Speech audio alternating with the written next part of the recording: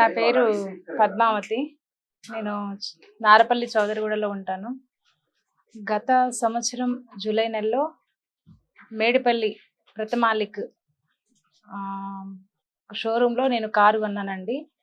ఆ కారు వాళ్ళు second hand బండి దొంగ కారు తీసుకొచ్చి నాకు అమ్మారు వాళ్ళు. ఆ కారు కొన్న రెండో రోజే సెన్సార్ ప్రాబ్లం వచ్చింది.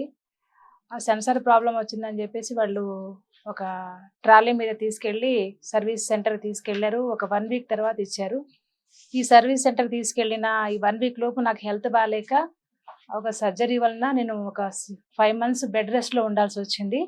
ఆ 5 మంత్స్ తర్వాత నేను రిజిస్ట్రేషన్కి వెళ్తే ఛాయిస్ నెంబర్ తప్పు ఉందని చెప్పి ఆర్టీఓ ఆఫీసర్ గారు చెప్పారు. ఈ బండి రోడ్డు మీద తిరిగితే కేసులు బుక్ అవుతాయమ్మా, ఎక్కడ కొన్నారో ఆ బండి అక్కడికి ఇచ్చేసేయండి అని చెప్పారు. ఆ బండి ఇచ్చి కూడా నేను ఇప్పటికి 6 నెలలు అయిపోయింది. మినిమం సంవత్సరం కొని ఇప్పుడు పోయిన జూలై, ఇప్పుడు ఈ సంవత్సరం జూలై వచ్చిందండి. వాళ్ళు అదే నెంబర్ని రేకుతో గీకి అదే కారు రిజిస్ట్రేషన్ చేసి ఇస్తామంటున్నారు. కంపెనీ నుంచి ఒక లెటర్ రాసిస్తామంటున్నారు. నేను వెళ్తేనే రెస్పాండ్ అవ్వట్లేదు. మేనేజర్ గారు నన్ను చూసి పారిపోతాడు. ఏజీఎం గారు లోపల లాకేసుకుంటారు. నెల ప్రతి నెల అప్పటి నుంచి ఈఎంఐ కడతానే ఉన్నాను. లేని కారుకి ఈఎంఐ కట్టాల్సి వస్తుంది. అదొక బాధ.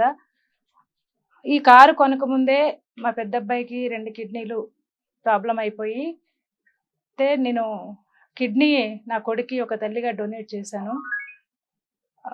మాకు అవసరానికి ఉపయోగపడుతుందని మా స్తోమతకి మించి నేను కారు కొంటే వాళ్ళు నాకు ఆడదాన్ని చిన్నపిల్లలని నన్ను అమాయకురాలను చేసి మోసం చేసి దొంగ బండి అమ్మి సెకండ్ హ్యాండ్ బండి అమ్మి ఛాయిస్ నెంబర్ తప్పొచ్చి ఇప్పుడు కంపెనీ నుంచి లెటర్ ఇస్తాము, మేమే రిజిస్ట్రేషన్ చేసి ఇస్తామని చెప్పి మాట్లాడుతూ ఉన్నారు.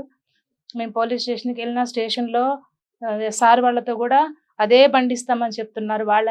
వాళ్ళు చెప్పినా వినట్లేదు. ఇది మీ అందరికీ నేను నా శ్రేయభిలాషులకి మిత్రులకి నాలాంటి కార్లు కొనే వాళ్ళకి అందరికీ మీ అందరికి చేతులకి నమస్కారం చేస్తున్నా. దయచేసి మేడిపల్లి షోరూమ్కి వెళ్ళేటప్పుడు 1-10 సార్లు ఆలోచన చేయండి.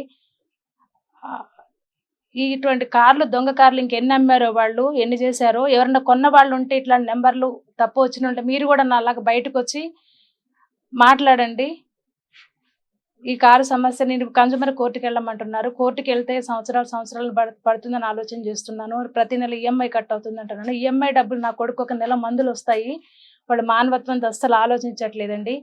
దయచేసి మీరందరూ ఇది పబ్లిక్ చేరవేసి ఆ షోరూమ్ ఇట్లాంటి షోరూమ్లు అటువంటి షోరూమ్కి వెళ్లకుండా నాలాగా మీరు మోసపోవద్దని మిమ్మల్ని అందరూ నమస్కరించి వేడుకుంటున్నాను. Thank you.